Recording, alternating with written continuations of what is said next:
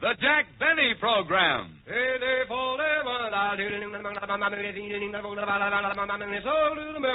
Lucky Strike means fine tobacco, so round, so firm, so fully packed, so free and easy on the draw. LSMFT, LSMFT, LSMFT. Sure, brother. You said it. Lucky Strike means fine tobacco, so round, so firm, so fully packed, so free and easy on the draw. Always those words will mean much to you, for quality is always your first concern, and Lucky Strike quality remains steadfast. Today, as always, Lucky Strike selects and buys the finer, the lighter, the naturally milder Lucky Strike tobacco. That's why Lucky Strike means fine tobacco.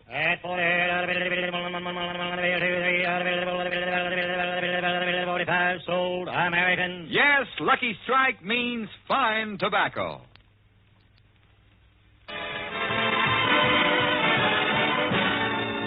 From the Army Airfield at Muroc Dry Lake, a 4th Air Force base, we bring you the Lucky Strike program starring Jack Benny with Mary Livingston, Phil Harris, Rochester, and yours truly, Don Wilson.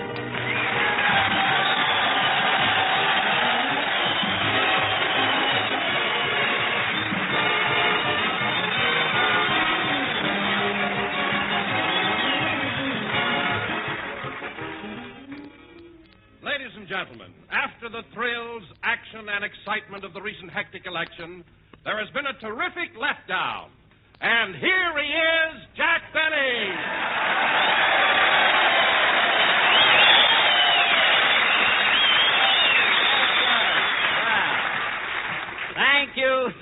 Thank you. Hello again. This is Jack Benny talking, and you're right, Don. This past election really was exciting, wasn't it? Sure was, Jack. What a close race. 24,307,598 for Roosevelt, 21,224,407 for Dewey, and 2 for Jack Benny. Yes, sir. 2? Now, wait a minute, Jack. I know you voted for yourself, but where'd the other vote come from? I've got friends, brother. I've got friends. Anyway, Don, here we are at the Army Airfield at Muroc, and I've got an idea. These boys want real impromptu entertainment, so let's forget the script and give them an informal show. You mean you're going to ad-lib? Sure, I'll make up the jokes as I go along. Here, take my script. Okay. Now watch the real Benny operate.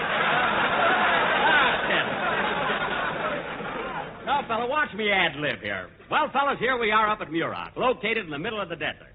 Which reminds me, when I got here, I took a girl for a walk in the desert, and even the sage gave me the brush.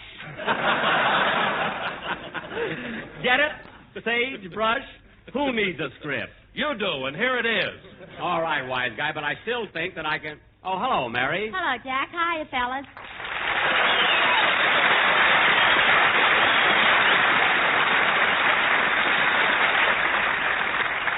Well, Mary, how do you like it up here at Muroc? Oh, it's swell, Jack. And say, did you see that Japanese battleship right in the middle of the desert? Yeah. When Halsey hits them, there's no telling where they're going to land. You know, that could happen, Mary, but this ship was especially built for target practice. So was the Japanese Navy. You said it. But, Mary, just look at that audience. You ever see such a fine bunch of boys? And you notice they're all wearing ribbons for good conduct.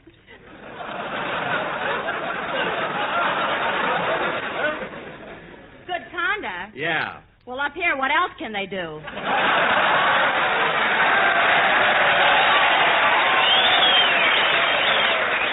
Yeah, I guess you're right, Mary. Oh, say, Jack, did you know that we've been invited to stay for dinner after the show? For dinner? Here? Well, no, I can't do it, Mary. See, Rochester's preparing dinner at home for me. But, Jack, last year when we were here, you stayed for dinner, remember?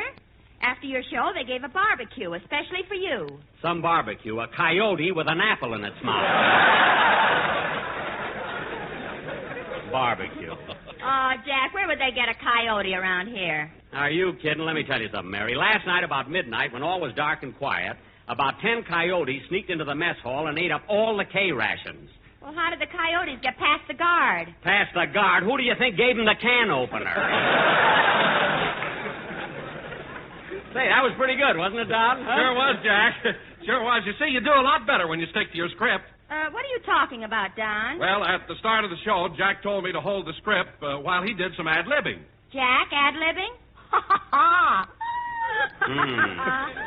What are you laughing at, Mary? Ad-libbing. Last week, Jack went for a physical examination, and when the doctor told him to open his mouth and say, "Ah," he had to send for his writer.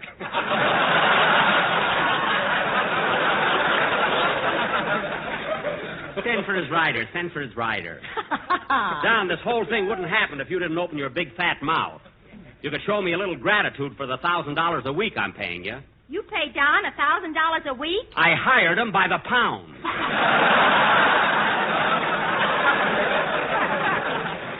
Hey, did you hear what I just said? That's a terrific joke. What a beauty. What a sensational gag. Why, Jack Benny, I heard Fred Allen on a program Thursday night, and he told that same joke. He did? You know he did. We were both listening to the radio at the time. Oh, yeah? Whose radio was it? Yours. Well, anything that comes out of my radio is mine. Anyway, mine isn't a joke. I did hire Don Wilson by the pound. Well, for heaven's sake, how could you go into such a stupid deal? It wasn't stupid when I made it. 12 years ago, Wilson looked like Sinatra. And if he doesn't stop eating all that kind of stuff... Hiya, Jackson. Okay, fellas, make for the patty cake. Harris is here. Yes, you pretty fast. Yes, now.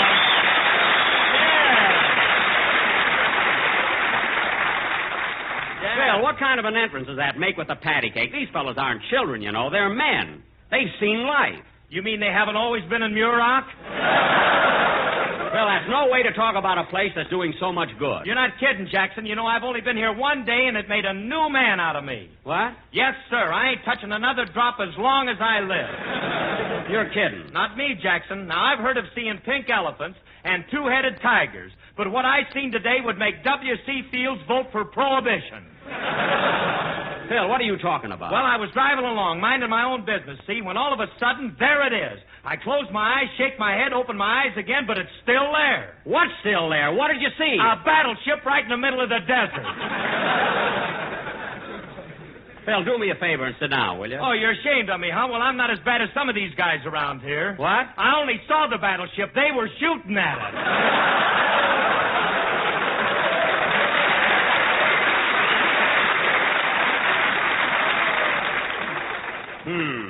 Phil, they've got that battleship in the desert for target practice. That's how Mary, they've done don't explain it to him. And, Phil, if you feel up to it, I wish you'd stand up in front of your band and scare your boys through 2 choruses of... Come in. Mr. Benny? Yes? On behalf of the boys stationed here at Muroc, I want to present you with this hand grenade. Hand grenade? Yes. Hold it in your right hand, pull out the pin, count 10, Yes? then change hands. Thank you, I will. I wonder if I should pull it now or wait till after the show. Oh, well, go ahead and play, Phil. What's the difference?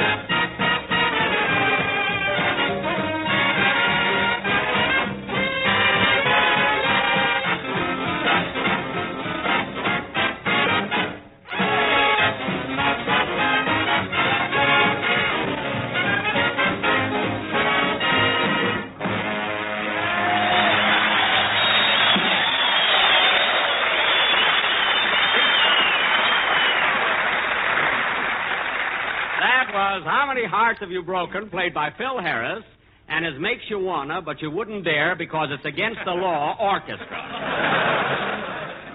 Say, Phil, after the broadcast, we're going to do another show, so have your boys stick around. You too, Mary. Okay. And now, fellas, I think I'll change it to my low-cut evening gown. Phil, that's Mary's line. Oh. Low-cut evening gown. You know, if you'd get here early enough for rehearsal once in a while, you wouldn't make those mistakes. Well, I couldn't help it, Jackson. I started out early enough, but I got lost in Rosemont. How can you get lost in Rosemont? Why, there's nothing there but 2 stores and a bowling alley. Maybe he went up the wrong alley. Mary, please. That's exactly what happened. Now cut that out! Imagine getting lost in Rosemont. That town is so small, the city limit signs are back to back.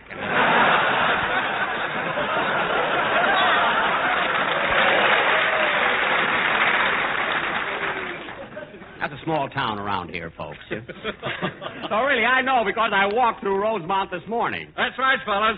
As I came through, I saw Jack standing in front of the bowling alley smoking a cigar. What? What did you say, Don? I said you were standing in front of the bowling alley smoking a cigar. A cigar? Why, Don Wilson, I was smoking a Lucky Strike cigarette. You should have been, Jack, but I saw you with my own eyes and you were smoking a cigar. I was smoking a Lucky Strike cigarette. You were smoking a cigar. Now, wait a minute, Don. I had the cigarette inside the cigar. So there. Well, why in the world would you put a cigarette inside of a cigar? Because it was raining and shut up.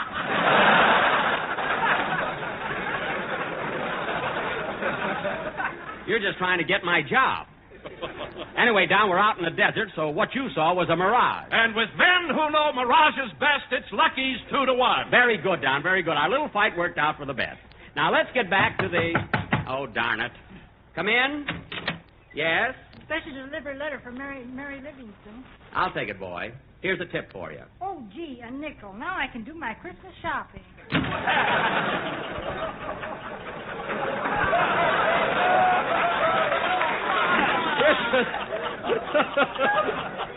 Christmas shopping with a nickel. What a cheap guy.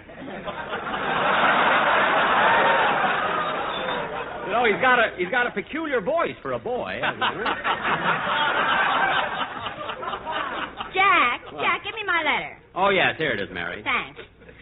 Who's it from? Oh, look, it's from Mama. Yeah? Read it, Mary. Plainfield, New Jersey, November 8th, 4 o'clock. Gruen, watch time. What? Tick-tock. All right, read the letter. Yeah, let's hear it, Mary. Okay. My darling daughter, Mary, just a short note to let you know that Papa and I are feeling well and want to thank you for the check you sent us on our wedding anniversary. Well. Just think, we've been married 37 years, and Papa keeps telling me that I'm as beautiful now as I was the day he married me. He's so sweet about it, sometimes I feel guilty about hiding his glasses. How sweet, hiding his glasses.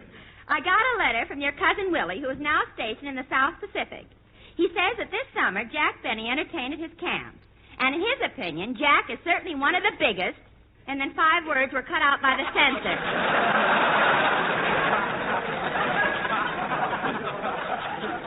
That was a big hit there. Willie wrote me all about the food they serve him in the camp. And science is certainly wonderful. But they must give those hens a lot of basic training to get them to lay powdered eggs. I never could figure that out either. I'm glad the election is over because now Papa and Uncle Julius can be friends again. They were always arguing about politics. And Uncle Julius is such a hard loser, he never gives up. A lot of people are like that. When the election results were final, Papa started teasing him about it, and Uncle Julius lost his temper and hit Pop over the head with his Hoover button.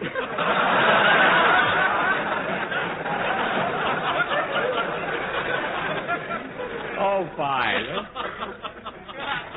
No other news, so we'll close with love from us both, Mama. You know, your mother's cute at that, you know.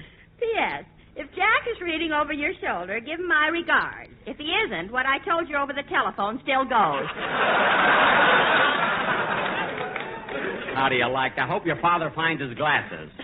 And, Mary, next time have your letters delivered at home. Now, where were we? Hey, Jackson, I meant to ask you, how about that new singer you hired? When are we going to get to meet the kid? Larry Stevens? Oh, he'll be along soon. I haven't exactly hired him yet. You see, we haven't discussed money. Well, if he don't bring it up, you never will. I'll bring it up, don't worry. And this kid's going to... Shh. He comes now. Hello, Miss Livingston. Hello, Larry. Hello, Mr. Benny. Hi, Larry. Larry, this is Don Wilson, my announcer. Hello, Larry. It's a pleasure to meet you, Mr. Wilson. And this is Phil Harris, my, I might as well say it, my orchestra leader. Hiya, kid. I'm glad to know you, Mr. Harris, and I've always enjoyed your music. You see, Jackson, the kid's hep. He ain't no long hair. He's melon on the beam, and when he beats his gums, his jive is groovy. Jive? Groovy? Phil, did you vote Tuesday? Yeah, why? How could you prove you were a citizen? Now, Larry. Yes, Mr. Benny? You and I are going to talk a little business today, but first I'd like to have you sing a number for the boys. How about it? I'll be glad to. Good. Now, don't be nervous. Just relax and take it easy. We're all with you. So are these fellas here. So go ahead and sing. Should I pass the music around to the orchestra? No, it'll only make it tough for them. They make less mistakes guessing at it. Go ahead, kid. Go ahead.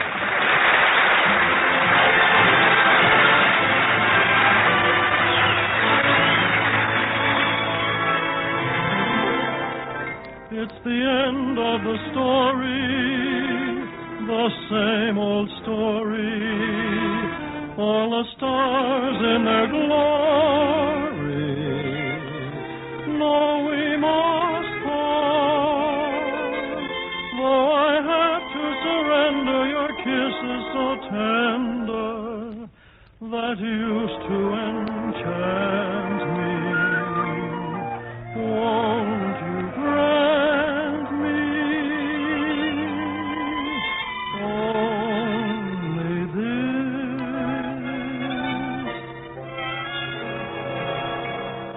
Let me love you tonight. Let me tell you how much I adore all your charms. Don't leave me tomorrow, for this night will borrow a love song. Let me love you tonight. Let me thrill to the touch of your sheltering arms. Till the scent of the roses caresses and closes your eyes. Let me kiss you tonight while the stars in the sky give a heavenly light. So when love is an ember, my heart will remember your sight. Live a lifetime of love in a moment, holding me tight. Then forget me, darling. Only let me love you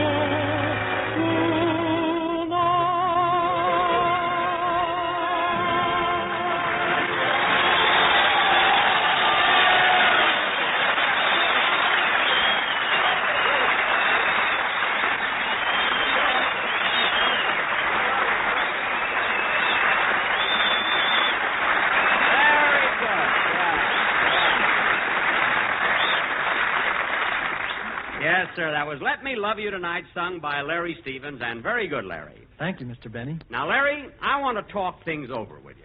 You know, your future, your career, your salary, your...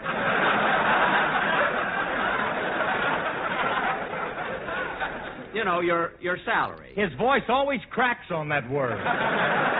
Never mind. Come here, Larry. Sit down. Yes, Mr. Benny. Larry, my boy, you're young, and you have many, many years ahead of you. And, kid, there's something I'm going to tell you. Money isn't everything. Money isn't... Mary, will you please leave us alone? Now, Larry, when I was your age, I was a poor kid in Waukegan. I used to get up at 5 o'clock in the morning. He was an eager beaver. Miss Livingston, please. Yes, Miss Livingston, I want to hear this.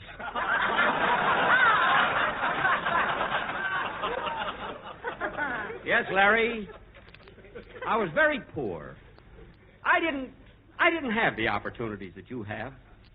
While the other children went to school to get an education, I had to sell papers barefoot in the snow and run errands for people in the neighborhood.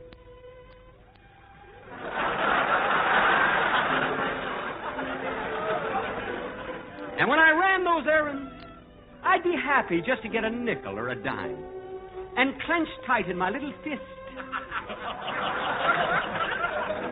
I'd bring it home to my mother and father. Phil, I was only trying to coagulate. Oh. So you see, kid, I've never forgotten those early days when I started from the bottom. So, Larry, let's talk about your salary. You're going to hit a new bottom, kid. Now, Larry. Yes, Mr. Benny? Dennis Day came to work for me, and after being on my program for only 5 years, I paid him $35 a week. Oh, boy, as much as that. Sit down, son. I want to talk to you.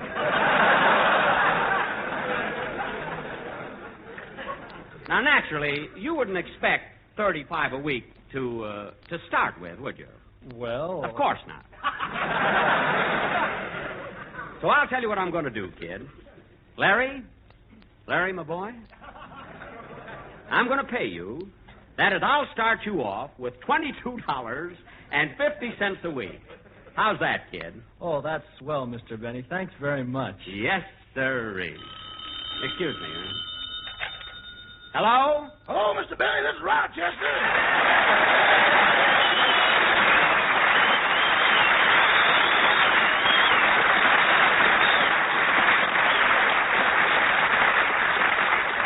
Yes, what is it, Rochester? I called to tell you that if they invited you to dinner up there, by all means accept. No, I'm coming home to dinner. Did you roast that chicken like I told you to? I was going to, boss, but that chicken was so smart I didn't have the heart to kill it. What do you mean, smart? Well, when I brought it into the kitchen, it jumped up on the stove, looked into the pot, and said, "Is you is or is you ain't my gravy."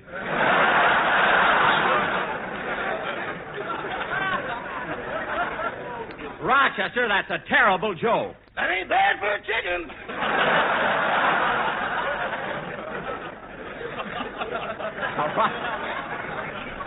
Now, Rochester, stop being silly. And I hope you prepared something else for dinner. Well, I put on that pot roast you bought yesterday, but I think it's a little too well done. Well, that's all right. I like my meat well done. So do I, but this is ridiculous. You mean it's burned? Burned? Even a mess sergeant with a long arm wouldn't have the nerve to serve it. You mean it's that bad, Rochester? How did it happen? Well, when it was cooking, I stepped out of the house for a little while. I know you're a little while. How long were you gone? Oh, it was just a matter of minutes, boss. How many minutes? About 1,500. 1,500? That's more than 24 hours. Now, what did you leave the house for? I stepped out to get a package of cigarettes. Cigarettes? Well, that shouldn't have taken you long. Oh, boss, come now. Rochester, we'll talk about this when I get home, and you better have something for me to eat. Okay, goodbye. Goodbye. Oh, say, boss. Now what? Mr. Fred Allen called a little while ago, and he's sure mad at you. Allen mad at me? Yeah, he said he was listening to your program, and you stole one of his jokes. You mean he called me a low-down crook? That's what he said. That's what the man said. He said that. Well, I'll take care of him when I get back. Goodbye. Imagine a guy getting sore about one little joke. Play, Phil.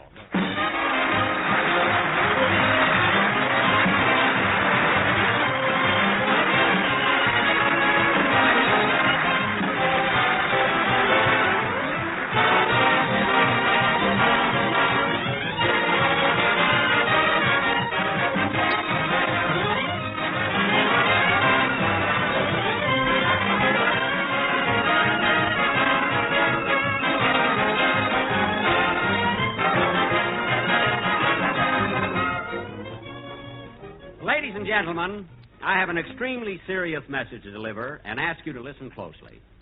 Our fighting men are being returned to this country in steadily growing numbers. They're sick and wounded.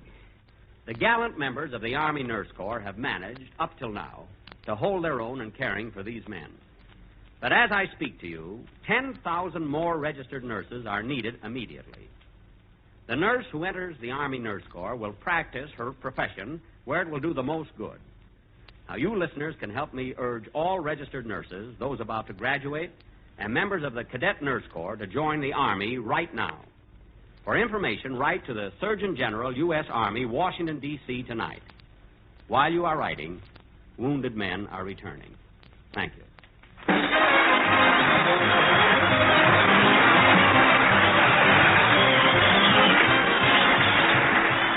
Jack will be back in just a minute, but first, here are my good friends L.A. Speed Riggs and Kenneth Delmar. Ladies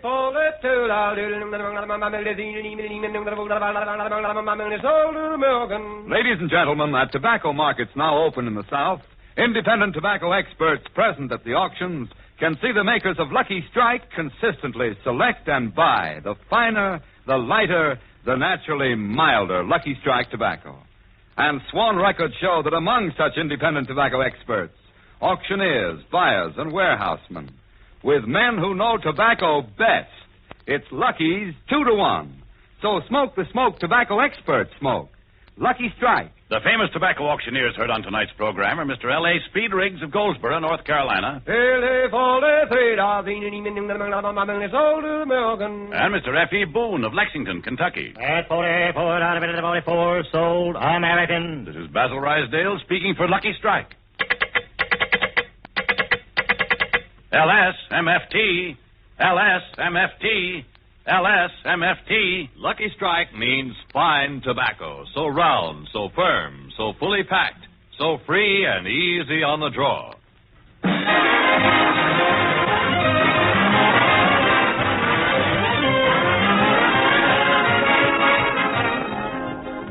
Well, folks, we've had a wonderful time here at the Army Airfield at Muroc Dry Lake.